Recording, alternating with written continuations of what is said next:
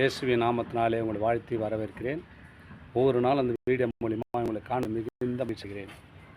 இதனால் ஒரு வேத வசனத்தை காண்கிறேன். நீதிமொழிகள் 11ஆம் அதிகாரம் 14ஆம் வசனம் சொல்லப்படுகிறது.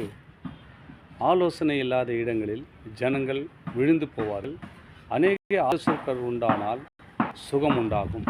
பாருங்க, ஆலோசனை இல்லாத குடும்பத்திலேயாவது வேலை ஸ்தலத்திலேயாவது எந்த இடத்துல ஆலோசனை செய்யாத இடம் அது சீர்கெட்டு போகும்.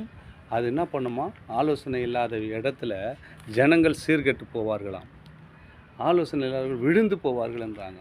அது விழுந்து போயிடுவாங்கன்றாங்க. இப்போ நம்ம வாழ்க்கையில் ஆலோசனை கேட்காத இஷ்டத்துக்கு நடந்திருக்கலாம்.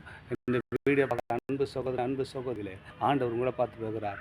ஆலோசனை ஒரு முறைக்கு 2 முறை நம்ம எந்த காரியம் செய்தாலும், எந்த ஒரு பிரச்சனைக்கு முன்வைத்தாலும் தேவனிடத்தில் ஆலோசனை பண்ணி, ஆண்டவரே நீர் கொடுத்த இந்த வேலை எப்படி நான் முன்னேற வேண்டும், என் குடும்பத்தை எப்படி நடத்த வேண்டும் என்று ஆலோசனை பண்ணி நடத்தும் போது நிச்சயமாகவே கர்த்தர் உங்களை ஆலோசனையின் கர்த்தர் உங்களோடு இருந்து விழாதபடிக்கு, ஆலோசனை பண்ணாதபடி விழுந்து போகாதபடிக்கு கர்த்தர் உங்களை காக்கும்படிக்கு அவர் உங்களோடு இருக்கிறாருங்க.